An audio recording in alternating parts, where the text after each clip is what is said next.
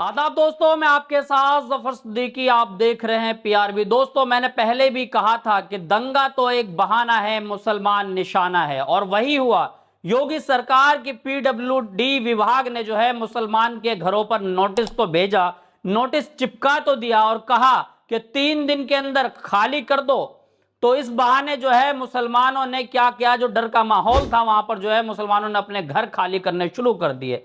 तो इस बार मुसलमान भी नहीं डरे, खाली तो भले ही किया, लेकिन इस बार जो है सीधा इलाहाबाद हाई कोर्ट तक बात पहुंची, यानी कि उत्तर प्रदेश के इलाहाबाद प्रयागराज हाई कोर्ट तक जो है बात पहुंची। और वहां पर जो है सीधा दरवाजा खटखटाया कि बहराइच के कांड में जो आरोपी बनाए गए 23 लोग, उनके घरों पर पीडब्ल्यूडी विभाग ने जो नोटिस भेजा, उस पर इलाहाबाद हाई कोर्ट ने जो है रोक लगा दी और यह कहा कि 15 दिन के लिए रोक लगा दी गई है। मामला रुकने वाला नहीं है, क्योंकि योगी किसी की सुनते नहीं है। तो यह मामला अब सीधा देश की सबसे बड़ी न्यायालय सुप्रीम कोर्ट की तरफ बढ़ा और सुप्रीम कोर्ट पहुंच गया। कल सुप्रीम कोर्ट में यह मामला पहुंचा और सुप्रीम कोर्ट में यह मामला पहुंचते ही बिल्डोजर एक्शन का मामला जो सुप्रीम कोर्ट पहुंचा, बहराइच हिंसा के 3 आरोपियों की तरफ से याचिका दायर करके तत्काल सुनवाई का आग्रह किया। दोस्तों, अब आप सोचिए कि सुप्रीम कोर्ट में तत्काल सुनवाई का आग्रह वो इसलिए किया गया क्योंकि तीसरा दिन जो है वो आज समाप्त हो रहा था पीडब्ल्यूडी का जो नोटिस था उसके मुकाबले।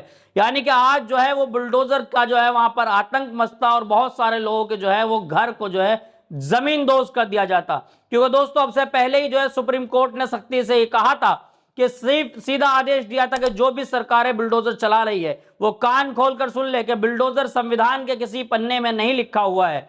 इसलिए देश प्रदेश तमाम जो है वो संविधान से चलता है, ना कि किसी के आदेश से। तो योगी आदित्यनाथ ने आखिर जो है उसकी अवहेलना पहले भी की थी, वहां पर बुलडोजर चलाता, लेकिन इस बार जो बुलडोजर वाला मामला आया तो सीधा मामला सुप्रीम कोर्ट पहुंचा और सुप्रीम कोर्ट में जो है तत्काल सुनवाई का आग्रह किया गया।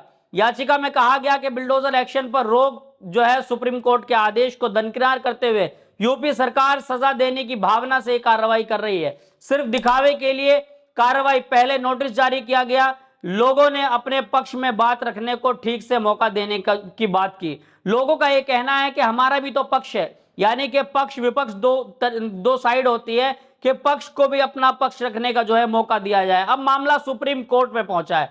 सुप्रीम कोर्ट सुप्रीम होता है, यानी कि देश की सबसे बड़ी न्यायालय है, पूरा देश उसके आदेश को मानता है। कोई भी सरकार हो, राज्य सरकार हो, केंद्र सरकार हो, अगर कोई मामला सुप्रीम कोर्ट में पहुंच गया और सुप्रीम कोर्ट ने उस पर संज्ञान ले लिया, सीजीआई चंद्रचूड़ के बड़े फैसले ऐतिहासिक रहे हैं, क्या इस पर कोई ऐतिहासिक फैसला सीजीआई चंद्रचूड़ की तरफ से आएगा? यह सबसे बड़ा सवाल है। इलाहाबाद हाई कोर्ट ने रोक लगाया और उसके ठीक बाद सुप्रीम कोर्ट में मामला पहुंचना, यह अपने आप में एक बहुत बड़ा मामला है। वो इसलिए तो योगी आदित्यनाथ ने पहले भी बहुत सारे लोगों घरों पर बुलडोजर चलाया और ये कहते हैं कि हम जो है अपराधियों को सबक सिखाते हैं, लेकिन मामला यह है कि देश जो है वो योगी आदित्यनाथ के आदेश पर नहीं चलेगा। देश चलेगा भारत के संविधान से, जिस संविधान की कसम खाकर चाहे वो प्रधानमंत्री हो चाहे वो मुख्यमंत्री हो, तमाम लोग जो शपथ लेते हैं कि हम बिना किसी भेदभाव के तमाम कार्य को करेंगे, आखिर वो तमाम भेदभाव के कार्य करने की जो कसम खाई जाती है संविधान हाथ में लेकर, आखिर वो सब कहां चली जाती है? वो जो शपथ ली जाती है, आखिर उसका क्या फायदा होता है अगर संविधान की नहीं मानी जाए? इसलिए मामला सुप्रीम कोर्ट में पहुंचा और सुप्रीम कोर्ट से भी उम्मीद है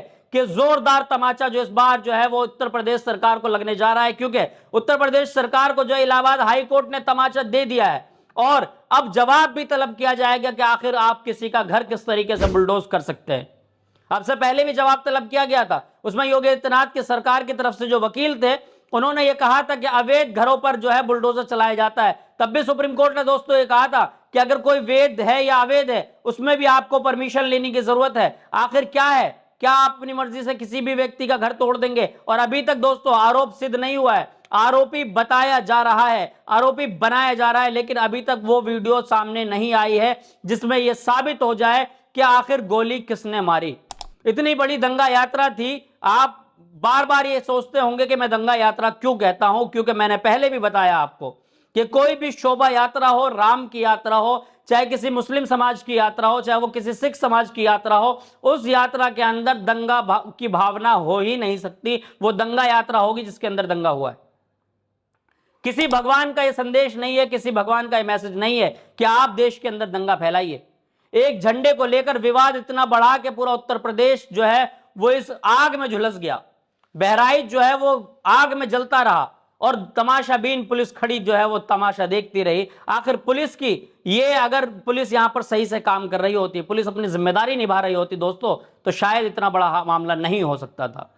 पुलिस ने आखिर ड्रोन की व्यवस्था क्यों नहीं करी थी? अगर आप कोई छोटा प्रदर्शन करते हैं तो पुलिस वहां पर ड्रोन तक की व्यवस्थाएं करती है। कहां गए पुलिस को ड्रोन और तमाम वो वीडियोग्राफी, फोटोग्राफी जो तमाम जो है वो यात्राओं में की जाती है? आखिर किसने इजाजत दी कि हाथ में तलवार और तमाम चीजों को लेकर जो है इस तरह की यात्रा निकालना? किस धर्म में लिखा है कि आप तलवार हाथ में लेकर लहराएं और उसके बाद आप यात्रा निकालें? यात्राओं में हजारों की तादाद में तलवारें लेकर लोग निकलते हैं। आखिर क्या दर्शाना चाहते हैं? क्या इस देश की जो आपसी भाईचारा है उसको खत्म करना चाहती हैं सरकारें? किसके आदेश पर हो रहा है? अगर वहां पर यह सब कुछ हो रहा था और पुलिस तमाशाबीन बनी हुई थी, इसका मतलब यह है कि सरकार का कहीं ना कहीं उसमें जो है फेलियर है। क्योंकि राज्य सरकार के हाथ में जो है उत्तर प्रदेश की पुलिस आती है। राज्य सरकार आखिर ऐसा उसने सख्त कानून क्यों नहीं बनाया कि पुलिस वहां पर जिम्मेदारी से काम कर रही होती? दोस्तों, अगर पुलिस की सतर्कता रहती तो यह घटना हो ही नहीं सकती थी। आखिर क्यों हुआ ये सब कुछ? सवाल यह है कि इसकी आड़ में एक लड़का जिसका नाम गोपाल मिश्रा है, वो ब्राह्मण समाज से आता था, उसकी हत्या हो गई, उसकी मौत हो गई। आखिर इस मौत का जिम्मेदार कौन है? सवाल यह है कि आखिर देश का बच्चा गया है, वो किसी भी धर्म, किसी भी समुदाय से आता हो, आखिर उसकी मृत्यु हुई तो हुई कैसे? उसका जिम्मेदार कौन है?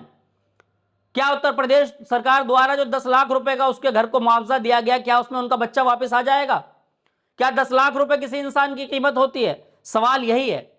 सवाल यही है कि 10 लाख रुपए क्या उसकी कीमत है, या किसी 10, 20, 50 मुसलमानों के घर तोड़ देना, क्या यह उसकी कीमत चुका देगा?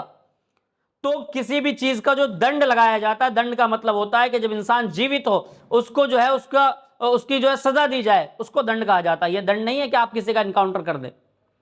और जिन दो लोगों के पैर में पुलिस ने गोली मारी और यह कहा कि मुठभेड़ था, वो भी आखिर सब कुछ सिद्ध नहीं हुआ कि क्या वो मुजरिम है। लेकिन उनको मुजरिम साबित करने की कोशिश में उत्तर प्रदेश पुलिस लगी हुई है। लगातार जो है मुद्दा, अब मामला सीधा सुप्रीम कोर्ट तक पहुंच चुका है। सुप्रीम कोर्ट इसमें किस तरह का संज्ञान लेता है? सुप्रीम कोर्ट में सुनवाई होनी है। सुप्रीम कोर्ट जो है वो सीधा कहीं ना कहीं पहले भी रोक लगा चुका है कि किसी भी तरह की कार्रवाई जो है वो बुलडोजर से आप नहीं करेंगे। बुलडोजर की कार्रवाई से देश नहीं चलेगा। सुप्रीम कोर्ट ने तल्ख लहजों में कहा था, जबकि उसमें जो है सुप्रीम कोर्ट ने मैं बताऊं कि मध्य प्रदेश की भी बात की थी, जहां पर जो है मामा का बुलडोजर चल रहा था, यानी कि शिवराज सिंह चौहान का बुलडोजर चल रहा था। उत्तर प्रदेश में योगी आदित्यनाथ का बुलडोजर चलता है। बुलडोजर से देश चलेगा या फिर संविधान से देश चलेगा? साथियों, आपको तय करना है, क्योंकि आप देश के नागरिक हैं। आप तमाम लोग वीडियोस को देख रहे हैं कि किस तरीके से जो है आतंक मचाया हुआ है, कि एक दंगा पहले सुयोजित तरीके से कराया जाता है, पहले कुछ लोगों को उकसाया जाता है, धर्म के खिलाफ कुछ इस तरह के गाने बनाए जाते हैं, मुल्ला तेरी माँ का डैश डैश, जो मैं नहीं बोल सकता, इस तरीके के, मतलब आखिर गाने बजाने की इजाजत किसने दी? सवाल यह है कि पुलिस प्रशासन की मौजूदगी में इस तरह का गाना क्यों बजा, जिसमें तमाम दंगा भड़कने का जो मोमेंट बना? अगर वो झंडा ना लगाया जाता, वो इस तरह के गाने ना बजाए जाते, दंगा नहीं होता। अगर ये सब कुछ हो गया तो उसके बाद भी अगर पुलिस फोर्स वहां पर जो है पर्याप्त तरीके से लगा दी जाती, तो शायद वहां पर वो आगजनी ना होती, शोरूम में आग ना लगाए जाते। बाइक के शोरूम में दोस्तों आग लगी है। हमने तस्वीरें देखी किस तरीके से बाइक की शोरूम में धुआं के आग लग चुकी। वहां पर लोग देखते रह गए कि क्या कुछ हो रहा है। लोगों ने वहां पर फिर जो है वो अंतिम यात्रा निकाली, यानी कि उसकी जो बॉडी को कंधे पर रखकर चारों तरफ जो है घूमकर जो फिर आतंक मचा, वो तमाम आप लोगों ने देखा था। सुप्रीम कोर्ट इस मामले में क्या कुछ कहेगा, क्योंकि हाई कोर्ट ने जो इस पर रोक लगा दी है। 15 दिन की रोक लगी। क्या 15 दिन के बाद योगी का बुलडोजर गरजेगा? क्या बेकसूर कुछ लोग उसमें मारे जाएंगे? क्या बेकसूर लोगों के घर तोड़े जाएंगे? अगर कोई भी, हम और हमारा चैनल किसी भी व्यक्ति की, किसी भी आरोपी का समर्थन नहीं करता है। हमारा चैनल और हम खुद इस बात को कहते हैं कि अगर कोई आरोपी, उसको सजा मिलनी चाहिए, ऐतिहासिक सजा मिलनी चाहिए, उम्र कैद की सजा होनी चाहिए। लेकिन जो संविधान का प्रावधान है, आप उसके अंतर्गत ही सजा देंगे और उसके अंतर्गत ही सब कुछ होना चाहिए। अपनी मर्जी से आप देश को नहीं चलाएंगे, अपनी मर्जी से आप प्रदेश को नहीं चलाएंगे। उस संविधान के तहत ही आप मुख्यमंत्री बने हैं। संविधान ने ही आपको इज्जत दी है, ये कुर्सी दी है, और जनता ने आपको चुना है। चुनाव का अधिकार भी संविधान ने दिया है। अब आप सोचिए कि जनता के द्वारा दिए गए सब, संविधान के द्वारा जो अधिकार है, उसका अगर आप उल्लंघन करेंगे तो जनता आपको माफ नहीं करेगी। आप पूरी वीडियो को देखकर क्या कुछ सोचते हैं, कमेंट बॉक्स में राय जरूर दें। फिर मिलूंगा किसी वीडियो के साथ। देखते रहिए PRB।